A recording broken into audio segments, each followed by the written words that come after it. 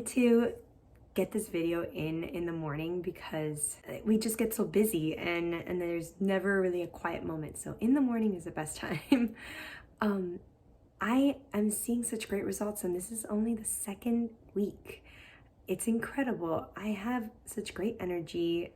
I feel really nice and positive, and whenever I get off track in my positivity, in my willpower, I feel like it's easier to dial back in. And so I wanted to first let you know what are some of the great things that are happening and then what I'm doing.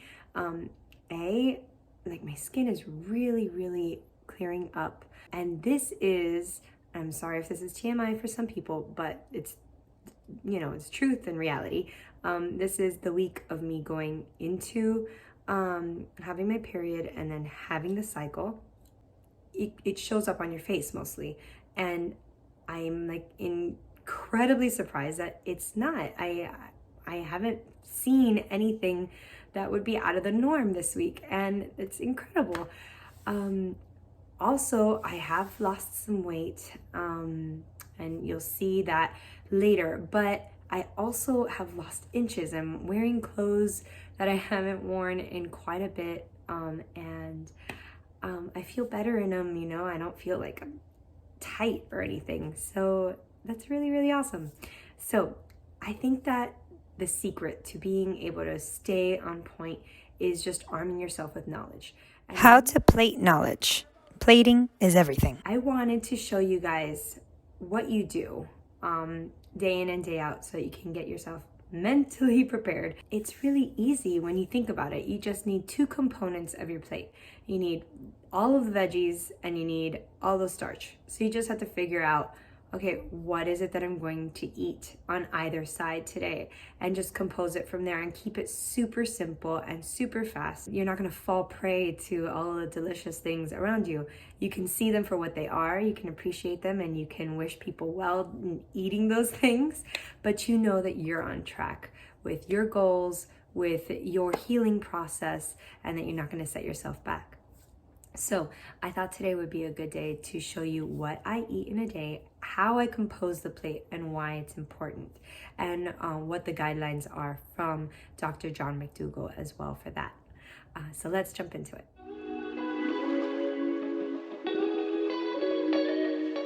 Breakfast is almost always oatmeal, except on the occasion when I feel like having lunch for breakfast.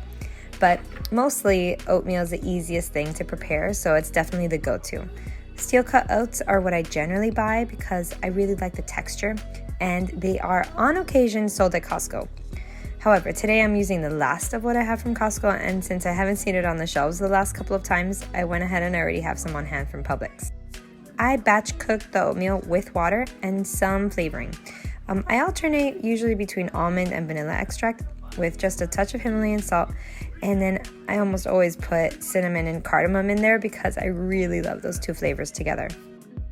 There are different ways to go about prepping oatmeal, like soaking them overnight in individual ready-to-go jars, but I generally cook them in an Instant Pot and keep them all together in one container, and then I just portion it out from there every morning. When I do reheat it in the morning, I pour a little bit of soy or oat milk on top, and then I sweeten it with a little bit of maple syrup, and I serve it with berries. Veggies for breakfast have become the norm around here. I'm taking the lead from other McDougallers out there, although I do want to clarify that Dr. McDougall does not specify having veggies at every single meal. So if you're good with oatmeal and fruits in the morning without a portion of veggies, do it. This is a complete no guilt zone here. Have the veggies if you feel like having a salty component to your first meal of the day, or if you're just feeling extra hungry. Instead of counting calories, Dr. McDougall encourages you to visualize different styles of plating your food according to your caloric needs. And since I'm trying to lose weight and feel abundance instead of deprivation, I'm following the 50-50 method, where 50% of my plate is full of veggies and 50% is comprised of my starch. So here for my breakfast, 50% of what I've served myself is broccoli with berries, and that's my veggie side, and then my starch is the oatmeal.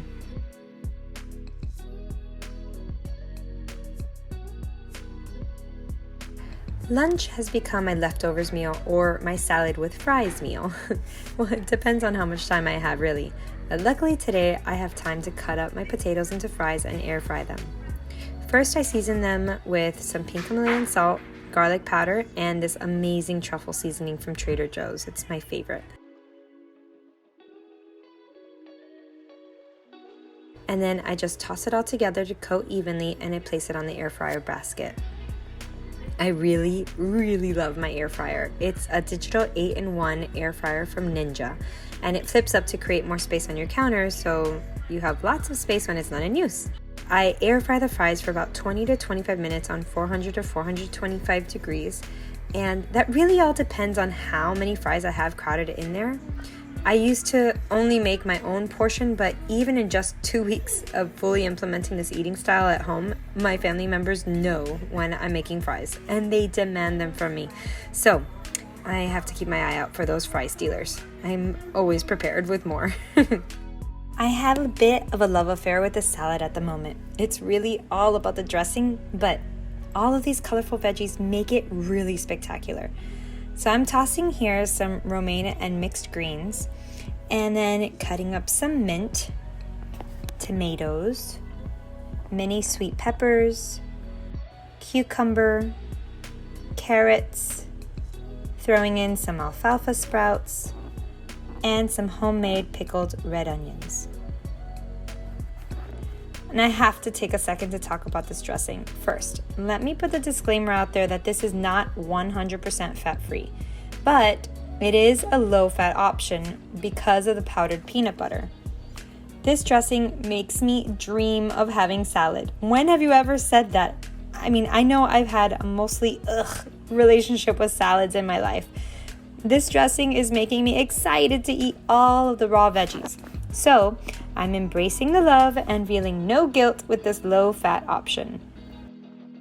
I'll put my recipe below, but use it as a guideline as I mostly put it together by eye.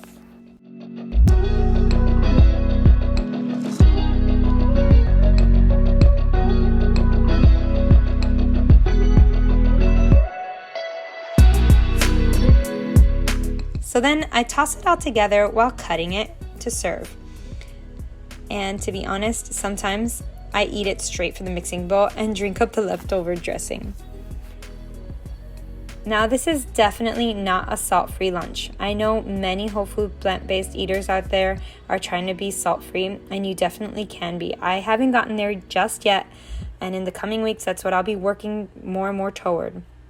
But if you are salt-free, please omit any salt and season with more herbs for flavor.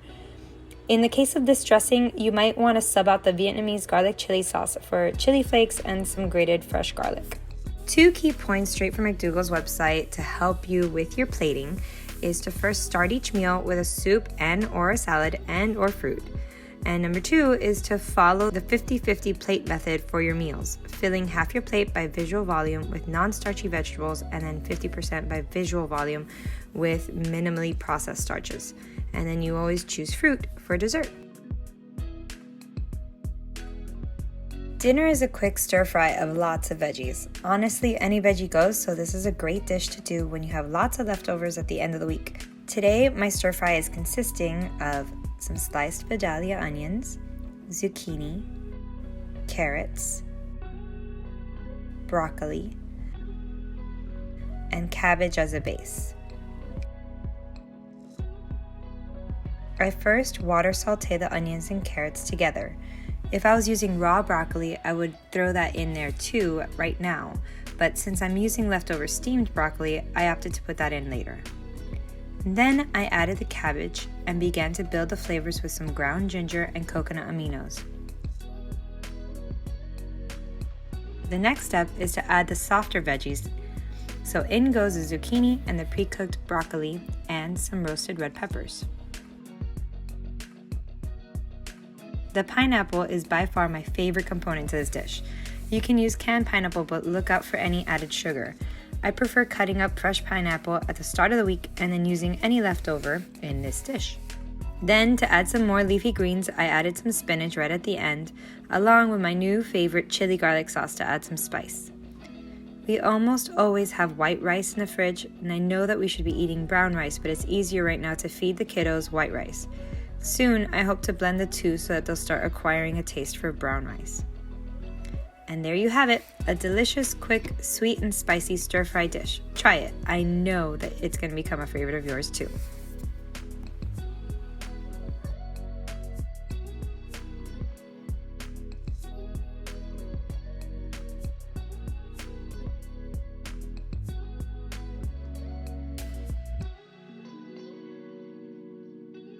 I hope that was inspiring for you to start this week if you haven't started already. If you've already started on your health journey, I hope that this empowers you even further to keep on arming yourself with knowledge. Start watching the lectures and listening to the podcasts of these amazing, they have such great hearts in all of the information that they put out there. All these doctors, these whole food, plant-based doctors. My favorites right now are Dr. John McDougall, Dr. Neil Barnard, Dr. Lyles, and Dr. Esselstyn. I think I'm just pulling all of the information from Forks Over Knives documentary and just going doctor by doctor and seeing what they have to say, because sometimes they say the exact same thing in a different way and you connect to that information better. So I hope that this just how you see I eat in a day, it's so simple. It's something that you can do right now and you can start feeling better right away. So I'm so excited to continue in this journey and to give you another update next week. And I'm thinking that I should talk about all the different steps that I've done with my face. I think that would be good, right? Let me know in the comments below. And until next week, I'll see you later.